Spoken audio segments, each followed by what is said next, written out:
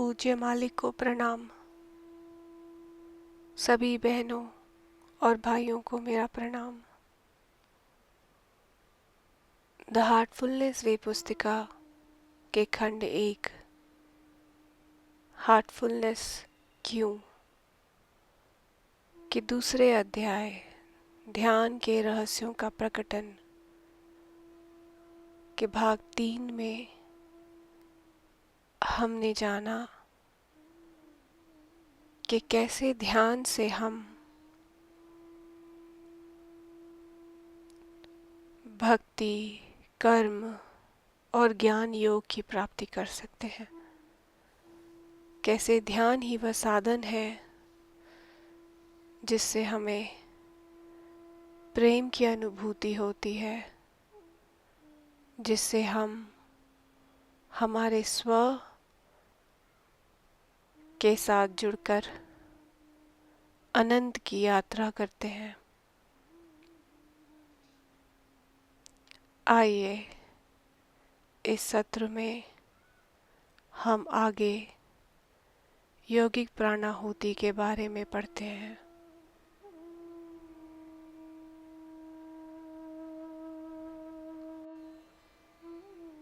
एक नए ध्यानकर्ता के रूप में मुझे यौगिक प्राणाहुति का विचार रहस्यमय सा लगा।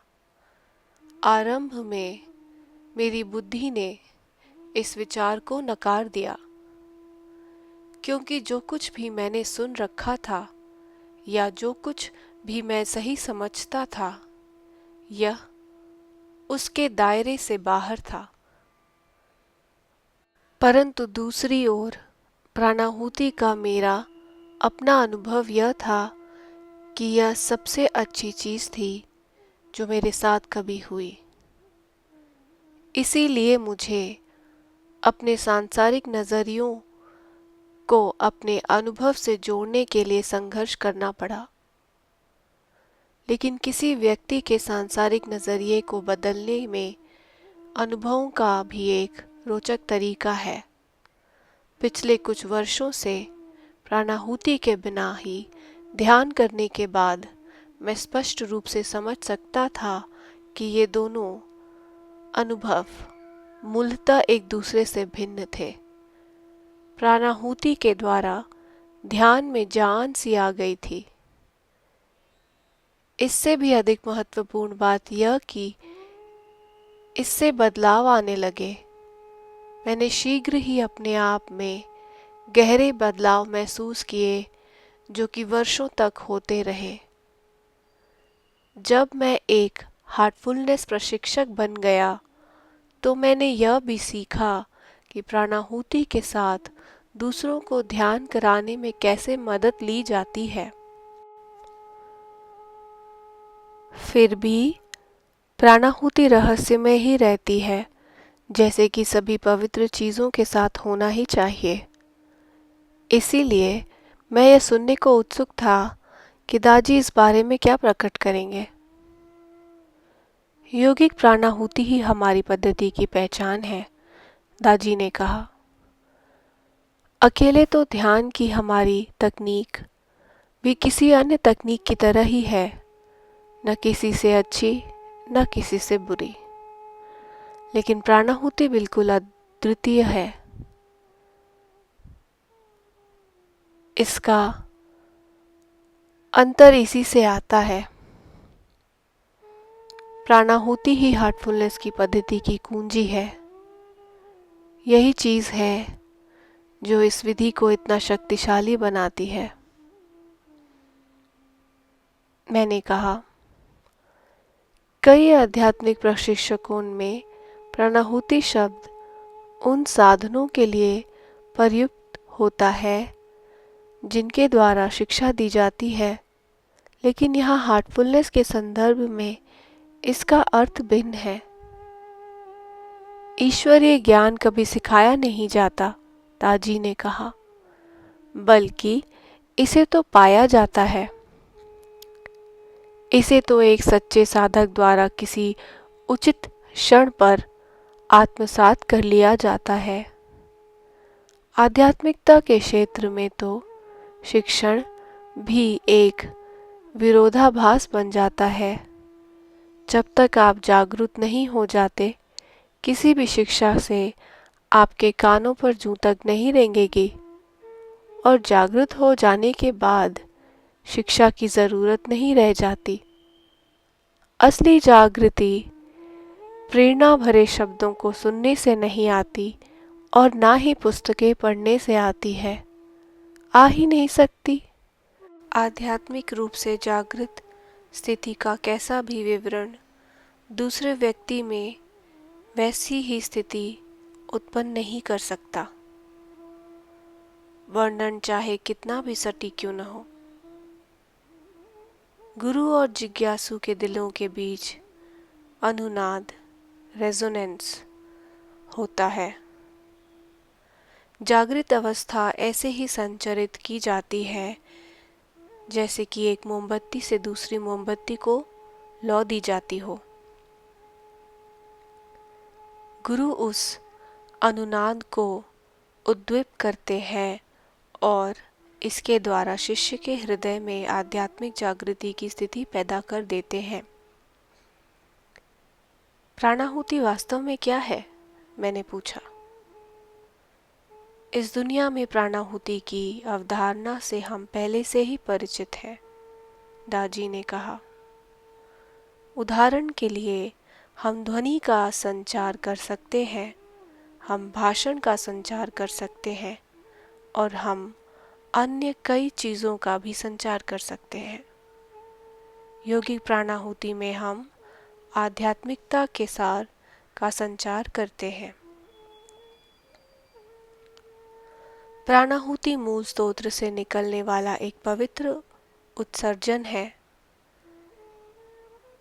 इससे कम कुछ भी नहीं। हम इसे ईश्वर का सार कह सकते हैं और यह सही भी होगा। मैंने कहा, तो प्राणाहुति का मूल उस व्यक्ति में नहीं है जो प्राणाहुति देता है? एक पंखा जो आपकी ओर हवा फेंकता है, उस हवा को क्या वह बनाता है? उन्होंने उत्तर दिया, हवा हर समय हमारे चारों ओर है, लेकिन हम उस पर ध्यान नहीं देते जब तक वह चलने न लगे। उसी तरह हम अपने जीवन में ईश्वर की निरंतर उपस्थिति पर ध्यान नहीं देते, हालांकि यह हमारे चारों ओर रहती है और हम में व्याप्त है। लेकिन प्राणाहुति के द्वारा वह उपस्थिति सूक्ष्म रूप में जीवंत हो उठती है। दिव्य ऊर्जा गतिमान हो जाती है, यह हमारी ओर चलने लगती है और फिर हमारे भीतर भी हवा में झूलते पत्ते की तरह हमारा दिल भी उस दिव्य प्रवाह के साथ स्पंदित होने लगता है। मैंने पूछा, इसमें गुरु की क्या भूमिका होती है? गुरु एक पंखे की तरह है, दादी ने कहा। उसकी भूमिका उसे गति प्रदान करना है। प्राणाहुति उनमें नहीं रहती, यह उनकी नहीं है, किसी की भी नहीं है। प्राणाहुति तो प्रकृति का सार है। यह संस्कृत का शब्द है। आइए इस शब्द की जांच करें। प्राणाहुति दो मूल शब्दों से बनती है, प्राण और आहुति। प्राण का अर्थ है जीवन शक्ति, लेकिन लोग प्राण को प्रायः सांस समझते हैं। यह समझ तब ठीक मानी जा सकती है जब आप इसे ईश्वर की सांस के रूप में देखें। वे थोड़ा रुके। प्राणाहुति प्राण के सूक्ष्मतम सार को प्रयोग में लाती है, उन्होंने कहा, और आगे बढ़कर हम प्राणाहुति को सार का भी सार कह सकते हैं। इसकी सूक्ष्मता बयान नहीं की जा सकती, यह केवल दिव्यता के ही बराबर है। हालांकि अब प्रश्न यह उठता है कि क्या हमारे भीतर पहले से ही यह सार मौजूद नहीं है? हमारे अंदर पहले से ही एक ऐसी चीज मौजूद है जो हमें लगातार अस्तित्व की ऊर्जा देती रहती है, आत्मा, मैंने कहा। दादी ने हामी भरी और कहा, आप जानते हैं कि भारत में ग्रीष्म काल के दौरान बहुत गर्मी पड़ती है, धरती झुलस जाती है और पेड़ों के पत्तियां मरने लगती हैं। असल में पूरा पेड़ ही ऐसा लगता है मानो यह मरने वाला हो। फिर भी इसकी जड़ें इसे जीवित रखने लायक पर्याप्त नमी और पोषक तत्व धरती से सोख लेती हैं। लेकिन अंततः जब मानसून आता है तो पेड़ सचमुच जी उठते हैं। वे ऐसे भी दिखने लगते हैं मानो नाच रहे हों। उनमें इतनी ताजगी भर जाती है, वे इतने जीवंत दिखते हैं। जिस प्रकार एक वृक्ष अपनी जड़ों के द्वारा नमी और पोषक तत्व खींचता है, हम भी आत्मा से लगातार जीवन की खुराक खींचते रहते हैं। लेकिन जब प्राणाहुति की पहली खुराक हमें मिलती है तो हम भी मानसून की बारिश में झूमते हुए एक पेड़ की भांति हो जाते हैं। हमारे जीवन में एक नई ताजगी आ जाती है, एक कल्पनीय ताजगी। सच कहें तो एक नया जीवन हमारे भीतर फूंक दिया जाता है। अब हम प्राणाहुति शब्द के दूसरे संस्कृत मूल आहुति पर आते हैं। आहुति का अर्थ है भेंट। इसका अर्थ बलिदान भी लिया जा सकता है। यह याद रखते हुए कि प्राण एक आवश्यक मौलिक जीवन शक्ति है, हम यह भी समझ जाते हैं कि प्राणाहुति उसी पवित्र सार तत्व की भेंट है। यह भेंट किसे दी जाती है? यह हमें दी जाती है। परम स्तोत्र हम सबके लिए स्वयं को भेंट करता है। इस बात से हमें ईसाई धर्म की याद आती है, जहाँ ईश्वर सभी की खातिर अपना बलिदान करता है और स्वयं की भेंट दे देता है। इसीलिए प्राणाहुति को हम एक ऐसी प्रक्रिया के रूप में समझ सकते हैं जिसमें ईश्वर अपने ही सार से हमें सराबोर करता है। परिणाम स्वरूप हमारा काम आसान हो जाता है। हमें जंगल जाने की ज़रूरत नहीं, जैसा कि बहुत से आध्यात्मिक जिज्ञासु युगों से करते आ रहे हैं। हमें खड़े पहाड़ों पर भी नहीं चढ़ना, जैसी एक कहावत भी है कि अगर पहाड़ मोहम्मद के पास नहीं आता तो मोहम्मद को पहाड़ पर जाना चाहिए। अनंत काल से ही जिज्ञासु पहाड़ों पर जा रहे हैं। उन्होंने वहाँ कष्ट झेले हैं, उन्होंने बलिदान दिए हैं, दिव्यता की खातिर उन्होंने बहुत दर्द सहे हैं और महान त्याग किए हैं। लेकिन प्राणाहुति में तो ईश्वर ही बलिदान करता है। पहाड़ स्वयं ही आपके पास आ जाता है। एक असाधारण आध्यात्मिक विस्तार के लिए यह एक प्रेरक शक्ति बन जाता है। वह कैसे? मैंने पूछा। जब एक उच्च शक्ति हम पर कार्य करती है तो हमें अपनी सीमित क्षमताओं पर निर्भर रहने की आवश्यकता नहीं होती, दाजी ने कहा। एक स्कूबा गोताखोर द्वारा पहने जाने वाले ऑक्सीजन टैंक के बारे में ज़रा सोचें। इससे उसे पानी के नीचे सांस लेने में मदद मिलती है, जो सामान्य तौर पर वह नहीं कर सकती है। उससे उसे सागर में और गहराई से गोता लगाने तथा लंबी अवधि के लिए जलमग्न रहने में सहायता मिलती है।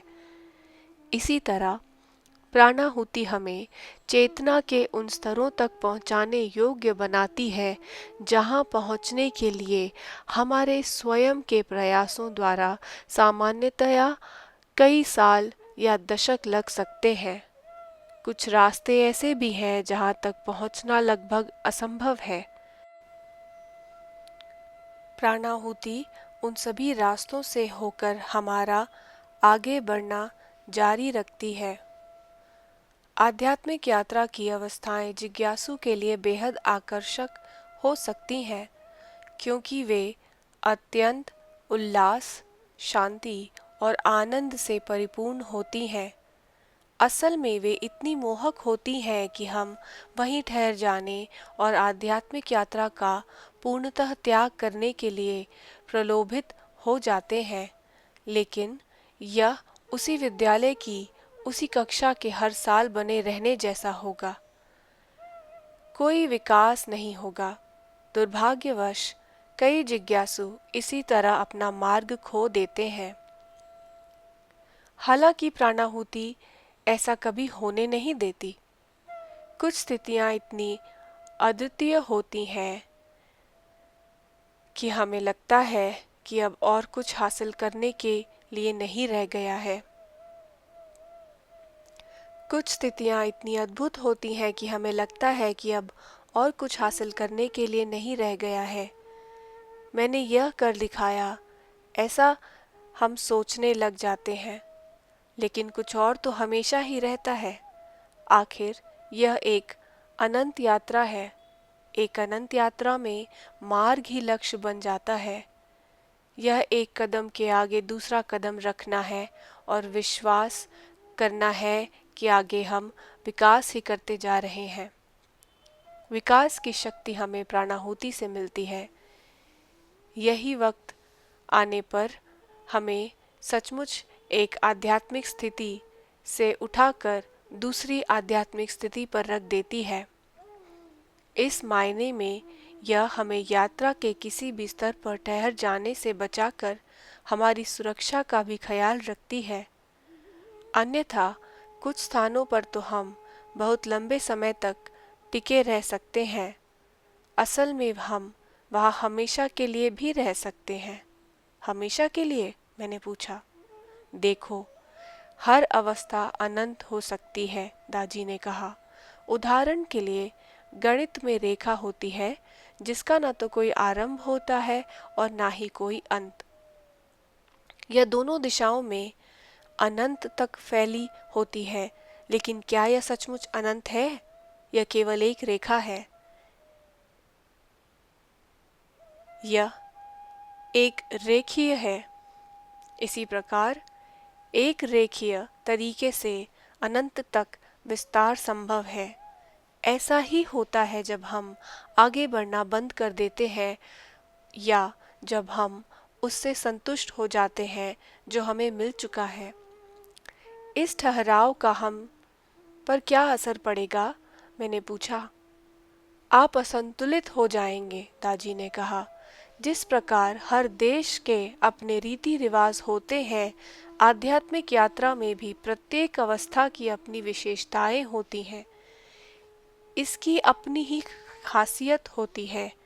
जितना अधिक हम किसी बिंदु पर रहेंगे, उतना ही अधिक हम उस बिंदु की विशेषताओं को शोषित करेंगे।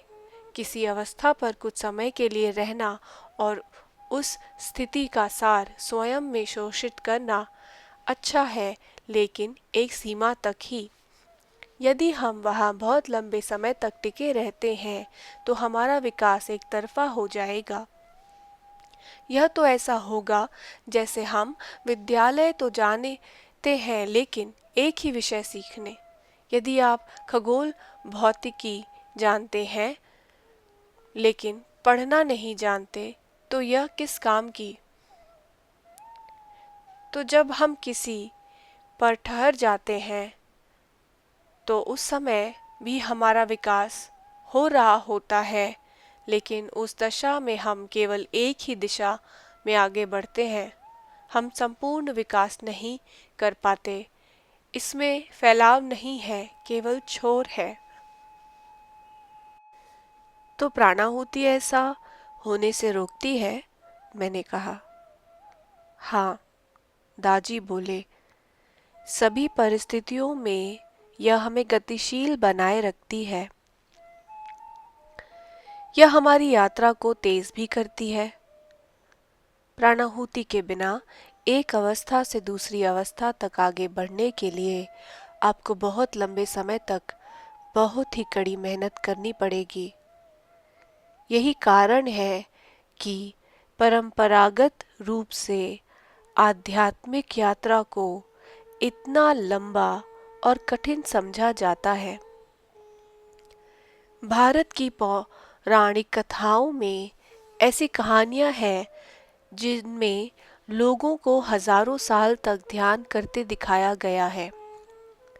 उन कहानियों पर यदि आपको विश्वास हो तो क्या आप यात्रा शुरू करना चाहेंगे? फिर भी कई लोग करते हैं। आध्यात्मिक इतिहास ऐसे सच्चे साधकों की कहानियों से भरा पड़ा है जो आध्यात्मिक जागृति के लिए सब कुछ त्याग कर जंगलों, गुफाओं और पहाड़ की चोटियों पर चले जाते हैं। भारत में यह व्यापक स्वीकृति है कि उच्चतम अवस्थाओं को प्राप्त करने के लिए मनुष्य को कठिनाइयां झेलनी होगी। मैंने एक बार ऐसा ही सोचा था। किशोरावस्था में मैं रामकृष्ण परमहंस और उनके शिष्य स्वामी विवेकानंद से प्रेरित था। 19वीं सदी के अंत में स्वामी विवेकानंद संपूर्ण भारतवर्ष में अधिकतर पैदल ही घूमते थे। वे जहां भी जाते अपने प्रेरणादायक संदेश फैलाते।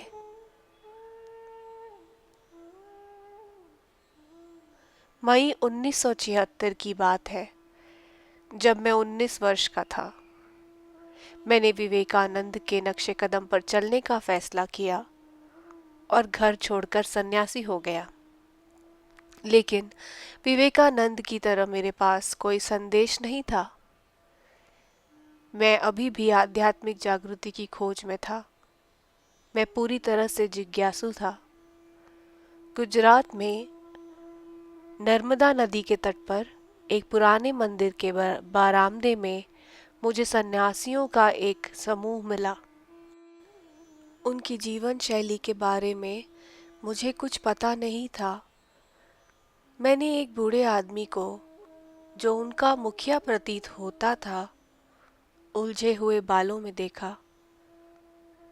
उसके तपस्वी जीवन ने मुझे उसका दुबला और कमजोर व्यक्तित्व दिखाई दिया। आखिरकार उसने मुझे बुलाया और पूछा कि मैं वहां पर क्या कर रहा हूं। मैंने उससे कहा कि जो कुछ भी इस दुनिया में है, मैं उसके भी पार देखना चाहता हूं। उसने कहा, आप ईश्वर को पाएंगे, लेकिन इस तरह नहीं। यह बूढ़ा सन्यासी सरल और गंभीर था। असल में उसने अपने दिल की सारी बातें मुझसे कर डाली। जीवन में इस मार्ग को अपनाने के कारण वह पश्चाताप से भरा हुआ था। उसने मुझे बताया कि उसने जवानी में कैसे अपना घर छोड़ दिया था। उसने किसी को बताया भी नहीं था। कोई नहीं जानता था कि उसके साथ क्या हुआ। वह बस गायब हो गया था। मैंने अपने परिवार को भी फिर कभी नहीं देखा। उसने कहा, मेरी पत्नी, मुझे नहीं पता कि उसका क्या हुआ। मुझे नहीं पता कि मेरे बच्चों का क्या हुआ।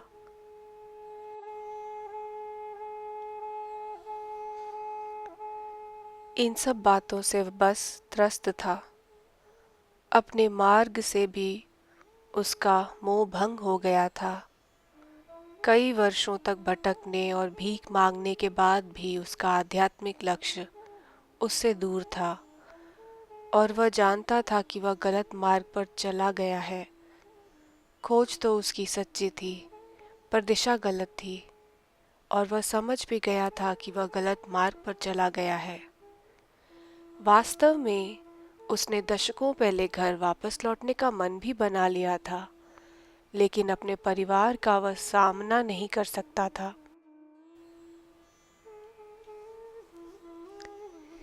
मैं अब भी उससे विदा होने वाले क्षणों के शब्दों को सुन सकता हूँ। आप ईश्वर को पाएंगे, लेकिन इस तरह नहीं। मैंने पूछा, कितने समय तक आप इस तरह रहे? लगभग 6 घंटे। यह सुनकर मेरी हंसी छूट गई। मैंने यह सोचा था कि दादी ने ग्रामीण भारत में इधर उधर भटकते हुए कुछ हफ्ते या महीने का समय बिताया होगा। पहली बार प्राणाहुति का अनुभव आपने कब किया? मैंने पूछा। 12 अगस्त 1976 को, दाजी ने कहा। उस समय मैं अपने फार्मेसी कॉलेज के छात्रावास में रह रहा था। कभी कभी मैं ध्यान करने की कोशिश करता था, लेकिन मुझे पता ही नहीं था कि इसे कैसे करना है। मैं अपने बिस्तर पर बैठकर गहन विचारों को सोचने की कोशिश करता था। मेरे साथी विद्यार्थियों में से एक ने मुझे काफी समय से यह करते हुए देखकर कहा, अरे कमलेश, क्यों न मैं तुम्हें किसी ऐसे शख्स के पास ले जाऊं जो तुम्हें सही ढंग से ध्यान करना सिखाए। असल में उसने यह बहुत ही भद्दे तरीके से कहा था। उसने कहा था, एक मुर्गी है जो तुम्हें समाधि की अवस्था में ले जा सकती है। जब वह मुझे उनसे मिलाने के लिए ले गया तो वह मुर्गी एक बुजुर्ग महिला निकली, और समाधि, यह तो समाधि ही थी। पतंजलि के योग सूत्र का 8वां चरण। प्रायः लोग समाधि को एक ऐसी अत्यंत उच्च उपलब्धि समझते हैं जहां पहुंचने में कई साल लग जाते हैं, लेकिन प्राणाहुति से यह तुरंत मिल गई। मुझे याद है जब हम उनके घर पहुंचे थे तो कितनी गर्मजोशी से उस महिला ने मेरा स्वागत किया था। जब उन्होंने पूछा कि मैं क्यों आया हूं, तो मैंने सन्यासियों के साथ हुआ अपना पिछला अनुभव उन्हें बताया।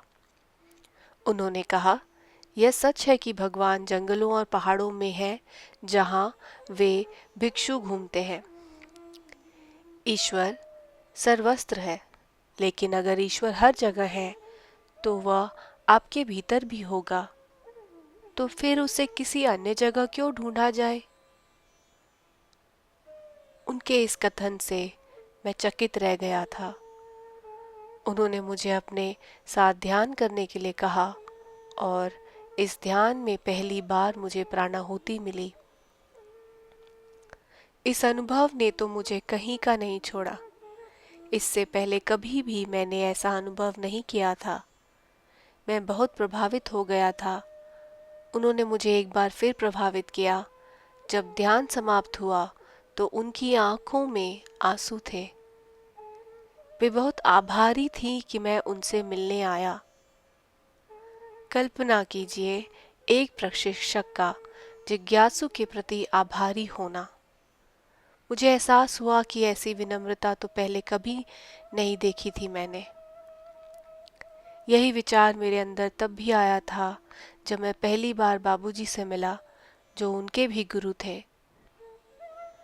अब मेरे जैसा नौसिखिया पहले ही ध्यान में इस तरह का अनुभव कैसे कर सकता था? यह केवल प्राणाहुति के कारण ही था। प्राणाहुति के बिना तो हम अपने दैनिक जीवन की सांसारिक चेतना पर काबू पाने के लिए भी संघर्ष करते रहते हैं। मैं ऐसे कई अनुभवी ध्यान करने वालों से भी मिल चुका हूँ जिन्हें वर्षों के अभ्यास के बाद भी ध्यान करने में परेशानी होती है। उनके लिए मेरी यही इच्छा है कि वे अपने जीवन में कम से कम एक बार प्राणाहुति का अनुभव जरूर करें। इससे हमारे सांसारिक चेतना से परे जाने में सहायता मिलती है। हमारी चेतना का स्तर उठ जाता है, वह दिव्य हो जाती है। तब दाजी हंसे और बोले, बेशक, अब आपको अपनी दिव्य चेतना को संभालना सीखना होगा, यह अलग कहानी है। फिर वे थोड़ा रुके। हम भी प्राणाहुति का उपयोग जिज्ञासु में उत्कृष्ट गुण पैदा करने के लिए करते हैं। यहाँ मुझे पतंजलि के योग सूत्र की फिर याद आ रही है। उनके 8 चरणों में से दूसरे को नियम कहा जाता है। लालाजी महाराज हार्टफुलनेस परंपरा के प्रथम की नियम में खास दिलचस्पी थी। उन्होंने इसे उत्कृष्ट गुणों का समावेश के रूप में परिभाषित किया था। ठीक यही है जो हम प्राणाहुति के दौरान करते हैं। और जब हम योग सूत्र के बारे में बात करते हैं तो इस बात का भी उल्लेख किया जाना चाहिए कि प्राणाहुति इसके चौथे चरण को भी पूरा कराने में हमारी मदद करती है। प्राणायाम, मैंने कहा। अधिकतर लोग सोचते हैं कि प्राणायाम में केवल सांस के व्यायाम ही होते हैं, दाजी ने कहा।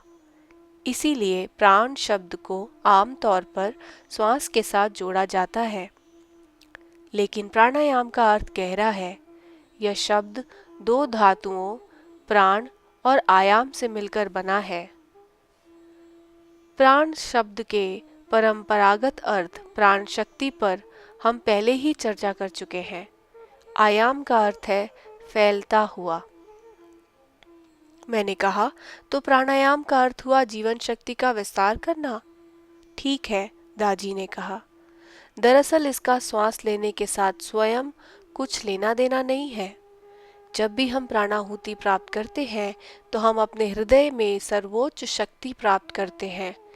यहाँ से यह हमारी पूरी प्रणाली में फैल जाती है, फैलती हुई जीवन शक्ति। तो इस तरह से यौगिक प्राणाहुति प्राणायाम के उद्देश्य को पूरा करती है। और यही कारण है कि श्वास में व्यायाम हार्टफुलनेस अभ्यास का हिस्सा नहीं है, मैंने कहा। हाँ, जब प्राणाहुति तक हमारी पहुंच है तो प्राणायाम से हमारा क्या लेना देना, दाजी ने कहा। लेकिन इसका अर्थ यह नहीं है कि प्राणाहुति और प्राणायाम समतुल्य है। लेकिन इसका अर्थ यह बिल्कुल भी नहीं है कि प्राणाहुति और प्राणायाम समतुल्य है। मैंने कहा, मैंने पढ़ा है कि रामकृष्ण ने अपनी आध्यात्मिक संपदा स्वामी विवेकानंद को संचारित कर दी थी। हाँ, दाजी बोले, यह सच है। स्वामी विवेकानंद भी प्राणाहुति में सक्षम थे, लेकिन इसके बारे में उन्होंने कभी बोला नहीं। ऐसे अन्य उदाहरण भी हैं, जैसे सूफीवाद के कुछ मतों में प्राणाहुति मौजूद है। वहाँ इसे तवज्जो कहा जाता है। इसका उल्लेख तिब्बती बौद्ध धर्म में भी है और कुछ योग ग्रंथों में भी, जैसे योग वशिष्ठ। जिस प्रकार ईश्वर का संबंध किसी विशेष धर्म से नहीं है, प्राणाहुति भी किसी मार्ग विशेष से संबंधित नहीं है। यदि कोई व्यक्ति पूरी तरह से सूत्र में विलीन है तो वह उसके दिव्य सार को ग्रहण कर सकता है और दूसरों में वितरित कर सकता है, लेकिन ऐसा व्यक्ति बहुत ही दुर्लभ है।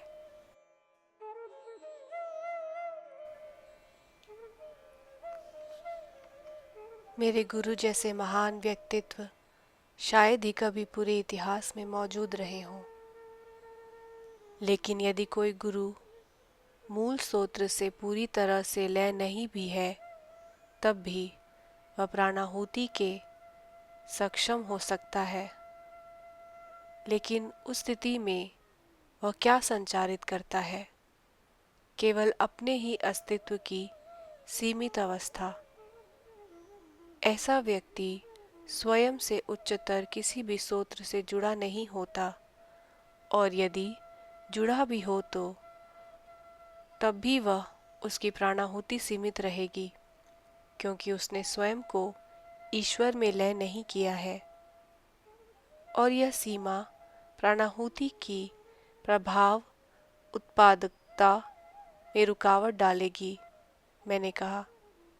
बिल्कुल, दाजी ने कहा। समाधि में गहनतम स्तरों पर हमारी स्थिति उस मूल अवस्था से मेल खाती है जो कि हमारे अस्तित्व में आने से पूर्व थी। उस समय कोई हरकत नहीं थी, केवल स्थिरता थी, लेकिन उस स्थिरता में असीम क्षमता थी, असीम ऊर्जा थी। जब उस ऊर्जा को गति प्रदान कर दी जाती है तो हम उसे मूल शक्ति या आदि शक्ति कहते हैं। यौगिक प्राणाहुति वही मूल शक्ति या आदि शक्ति है। केवल मूल शक्ति ही हमें मूल स्थिति में ला सकती है। असल में आदि शक्ति से भी बेहतर एक शब्द शक्तिहीन शक्ति होगा। प्राणाहुति का प्रभाव तो होता है पर कोई प्रतिक्रिया नहीं होती, बल की प्रायः प्रतिक्रिया होती है, प्रभाव नहीं होता। जब आप किसी को डांटते हैं तो वे प्रतिक्रिया करते हैं, लेकिन क्या उसका कोई प्रभाव होता है?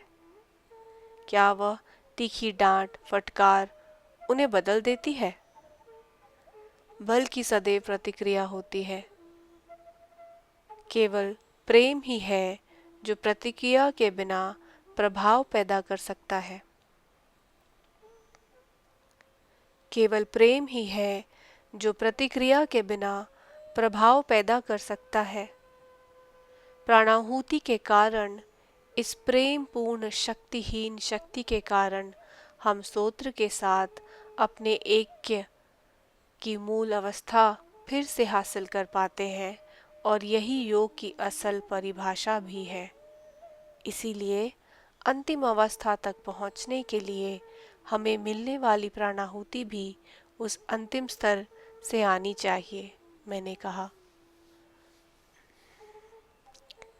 हाँ, दाजी ने कहा, और केवल वही व्यक्ति जिसने उस अंतिम अवस्था में जैसा होने तक विकास कर लिया हो, योगिक प्राणाहुति के रूप में केंद्र को सक्रिय करने में सक्षम होगा। यहाँ लाला जी एक नई चीज लेकर आए।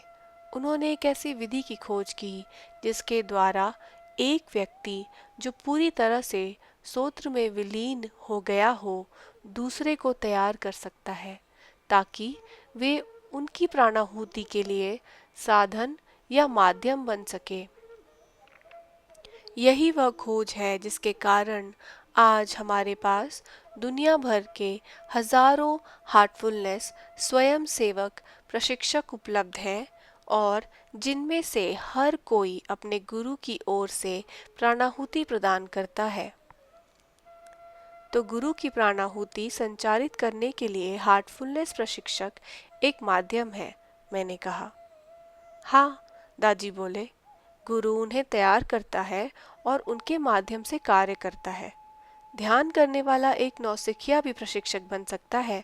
उसकी प्राणाहुति भी उस व्यक्ति के आध्यात्मिक स्तर के बराबर होती है जिसने उसे तैयार किया और उसे प्राणाहुति देने के काबिल बनाया। मेरे विचार में आध्यात्मिकता के इतिहास में यह एक उल्लेखनीय कदम है, क्योंकि ध्यान की मात्र शुरुआत करने वाला एक व्यक्ति अब आध्यात्मिक रूप से विकसित व्यक्ति की तरह भी आध्यात्मिक कार्य कर सकता है। और तो और गुरु भी इस प्रक्रिया में एक माध्यम है, क्योंकि यह प्रक्रिया तो वास्तव में प्रकृति की है। गुरु भी एक मोहरा है। प्राणाहुति मानवता के लिए प्रकृति के विकास कार्य का एक पहलू है। मैंने पूछा, अगर यह बात है तो क्या हमें ध्यान किए बिना ही प्राणाहुति स्वतः प्राप्त नहीं होनी चाहिए?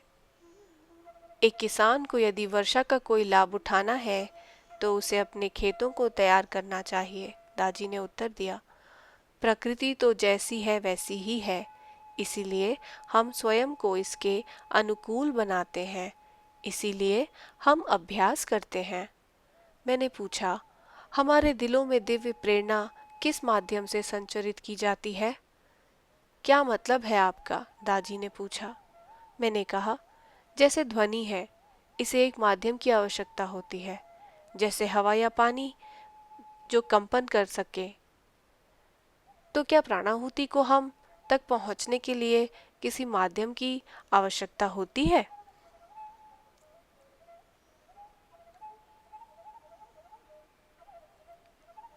योग विशिष्ट में यह कहा गया है कि दृष्टि के माध्यम से, शब्द के माध्यम से, स्पर्श के माध्यम से जो दिव्यता की शिष्य में प्रविष्ट कर सकता है और उसे जागरूक कर सकता है, वही वास्तव में असली गुरु है, दादी ने कहा। यह योगिक कथाएं हमें ऐसी परिस्थितियों के बारे में सुनाते हैं जिनमें गुरु शिष्य पर एक दृष्टि डालकर उसे जागृत कर देता है। सूफी परंपरा में यह सामान्य है कि एक शेख किसी जिज्ञासु के हृदय पर आध्यात्मिक ऊर्जा से भरने के लिए उसकी छाती को हल्का सा स्पर्श करता है। लेकिन हमारी पद्धति में इन विधियों में से किसी का इस्तेमाल नहीं होता। हम शारीरिक स्पर्श का इस्तेमाल नहीं करते। यहाँ ऐसा गुरु या प्रशिक्षक भी नहीं होता जो हमारी ओर देखे या हमसे बात करे। प्राणाहुति का प्रवाह तो नहीं दिखाई देता, पर असर जरूर महसूस होता है। इसका माध्यम विचार है। प्रशिक्षक केवल प्राणाहुति के बारे में सोचता है और यह प्रवाहित होने लगती है, लेकिन कई बार यह अपने आप प्रशिक्षक के सोचे बिना भी बहती है। तब इसका माध्यम क्या होगा? खैर, किसी वस्तु को कहीं पहुंचने के लिए माध्यम की आवश्यकता तभी होती है जब उसे वहां चलकर जाना पड़े। लेकिन प्राणाहुति अपने लक्ष्य पर तत्क्षण पहुंचती है। यहाँ तक कि प्रकाश भी तुरंत नहीं पहुंच सकता। अगर प्राणाहुति कोई भी दूरी शून्य समय में तय कर सकती है तो इसका वेग अनंत होगा। ऐसा इसलिए है क्योंकि यह सीधे अनंत स्रोत से आती है। अनंत जो भी सभी जगहों पर एक साथ होता है, किसी एक विशेष जगह पर नहीं। जिज्ञासु के हार्टफुलनेस अभ्यास की शुरुआत एक हार्टफुलनेस प्रशिक्षक के साथ ध्यान करने से होती है। हार्टफुलनेस प्रशिक्षक, जिसे प्रेसेप्टर भी कहा जाता है, उसके लिए प्राणाहुति को सक्रिय कराया जाता है। ध्यान के इन सत्रों को सिटिंग कहा जाता है। सिटिंग को आमने सामने बैठ कर लिया जा सकता है या दूर बैठकर भी लिया जा सकता है, जिसमें प्रशिक्षक और जिज्ञासु अलग अलग स्थानों पर एक ही समय ध्यान करते हैं। प्रारंभिक सिटिंग के बाद प्रशिक्षक की भूमिका समाप्त नहीं होती। वे तो आगे होने वाली सिटिंग के लिए भी उपलब्ध रहते हैं। आदर्श रूप में साधक एक प्रशिक्षक से प्रति माह कुछ सिटिंग लेते हैं। प्रशिक्षकों से सिटिंग लेते रहने का मुख्य उद्देश्य हमें प्राणाहुति प्राप्त करने का वह अवसर प्रदान करता है। यह हमारे दैनिक व्यक्तिगत अभ्यास का पूरक है। हमारा दैनिक अभ्यास हमें सिटिंग के दौरान प्राप्त होने वाली प्राणाहुति को पचाने और अवशोषित करने में भी सहायक होता है। प्रशिक्षकों का चयन उनकी प्रगति के स्तर पर देखकर नहीं किया जाता। सेवा करने की उनकी इच्छा और हार्टफुलनेस अभ्यास के बारे में उनकी जानकारी के आधार पर उन्हें चुना जाता है। जरूरी नहीं कि वे उन जिज्ञासुओं की तुलना में आध्यात्मिक दृष्टि से अधिक उन्नत हों। वे तो एक विशेष कार्य की सेवा के लिए स्वयं सेवक हैं। किसी भी जिज्ञासु की तरह प्रशिक्षकों को भी ध्यान का दैनिक अभ्यास करना चाहिए और दूसरे प्रशिक्षकों से नियमित सिटिंग लेनी चाहिए। मैं तो कहूँगा कि प्राणाहुति की क्षमता में संपन्न हम इतने सारे प्रशिक्षकों का होना आध्यात्मिकता के इतिहास में अभूतपूर्व है। दाजी ने कहा, अतीत में प्राणाहुति को गुप्त रखा जाता था। यह कला कुछ लोगों तक ही सीमित थी। अब यह खुलकर उपलब्ध है। प्राचीन काल में इसके गोपनीय रहने का कारण यह नहीं था कि जिन लोगों के पास प्राणाहुति की क्षमता थी वे स्वार्थी थे, बल्कि यूँ कह सकते हैं कि आज की विचारधारा अलग है। मानवता के विकास का स्तर अब अलग है। स्वयं की मांग अब यह है कि प्राणाहुति चारों ओर व्याप्त हो। समय की मांग अब यह है कि प्राणाहुति चारों ओर व्याप्त हो। यहीं पर हार्टफुलनेस इस ज़रूरत को पूरा करने की अपनी भूमिका में सही बैठता है। सभी की सेवा करना इसके अस्तित्व का मकसद है। आध्यात्मिक सेवा निस्वार्थ होनी चाहिए। प्राणाहुति की कोई कीमत ली जाए ऐसा हम सोच भी नहीं सकते। यह तो उस पर दाग लगाना होगा। बाबूजी का कहना था कि जो भी उन्हें मिला वह मुफ्त में मिला, इसलिए जो कुछ भी उनके पास था उसे उन्होंने खुलकर बांटा। ईश्वर बिक्री के लिए नहीं है। उनकी कोई कीमत नहीं है। अगर होती और आप बह दे सकते तो फिर आपको ईश्वर की ज़रूरत ही कहाँ रह जाती।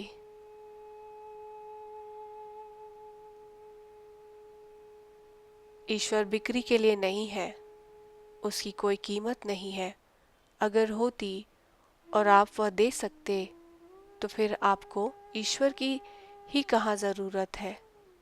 यदि आपसे कोई आध्यात्मिक सेवा के बदले कुछ देने के लिए कहे तो आप उससे यही प्रश्न कीजिएगा, मेरा सपना है कि सभी आध्यात्मिक धाराएं एक हो जाएं और इस प्राणाहुति का लाभ उठाएं। या मैं हमेशा कहता हूँ कि आपको अपनी धार्मिक या आध्यात्मिक परंपरा को छोड़ने की कोई ज़रूरत नहीं है। प्राणाहुति तो समस्त मानवता के लिए है। किसी भी धर्म या संस्कृति का होने के बावजूद भी आप प्राणाहुति के साथ ध्यान कर सकते हैं। इससे कोई फर्क नहीं पड़ता कि आप ईसाई हैं या मुस्लिम, यहूदी हैं या बौद्ध। प्राणाहुति तो केवल आपकी अवस्था को बढ़ाएगी।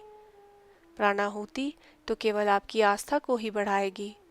आस्था हमारे अनुभवों का परिणाम है और उस अनुभव को देने वाली यह प्राणाहुति है। प्राणाहुति के बारे में हम चाहे कितनी भी बड़ी बड़ी बातें कर लें, परंतु इसके प्रत्यक्ष व्यक्तिगत अनुभव से ही आप वास्तव में इसकी सराहना कर पाएंगे। शब्द इसके सार तक कभी नहीं पहुंच सकते। बौद्धिक रूप से प्राणाहुति को समझने का प्रयास बौद्धिक रूप से आड़ू के स्वाद को समझने जैसा होगा। क्या आड़ू खाने के अनुभव को आप उसे बता सकते हैं जिसने कभी आड़ू ही न खाया हो? आप इसकी आकृति, रंग, स्पर्श और खुशबू का वर्णन कर सकते हैं, पर जब तक आप इसे खा नहीं लेंगे इसके बारे में आप कुछ नहीं जान पाएंगे। इसलिए मैं आपको एक वैज्ञानिक दृष्टिकोण अपनाते हुए इस प्राणाहुति की जांच स्वयं करने की सलाह दूंगा। इस पर एक प्रयोग करें। उदाहरण के लिए औषधि विज्ञान शोध के प्रयोगों में स्वयं सेवकों को 2 समूहों में बांट दिया जाता है। शोधकर्ता एक समूह को असली दवा देते हैं, जबकि दूसरे समूह को, जो नियंत्रण समूह कहलाता है, असली दवा जैसी कोई हानि रहित चीज प्लेसिबो देते हैं। इस प्रक्रिया से शोधकर्ताओं को नकली दवा के मुकाबले नई दवा की प्रभावशीलता का मूल्यांकन करने में सहायता मिलती है। हमारे प्रयोग में प्राणाहुति के बिना ध्यान प्लेसिबो का या नियंत्रक है। प्राणाहुति के बिना ध्यान करने से हम केवल अकेले ध्यान ही के प्रभाव का अनुभव करते हैं। इस प्रयोग में अगला चरण एक हार्टफुलनेस प्रशिक्षक के संपर्क करके यौगिक प्राणाहुति प्राप्त करते हुए ध्यान करना है। पहले प्राणाहुति के बिना और फिर प्राणाहुति के साथ ध्यान करके हम दोनों अनुभवों की तुलना कर पाते हैं। मैं नहीं चाहता कि जो कुछ मैंने प्राणाहुति के बारे में कहा उसे लोग यूं ही मान लें। इसे स्वयं अपनाएं और अपने स्वयं के निष्कर्ष पर पहुंचें।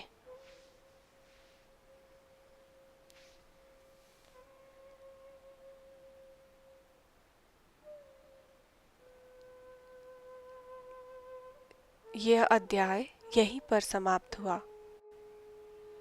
आइए हम ऐसे बने जैसी अपेक्षा हमारे गुरुदेव हमसे करते हैं।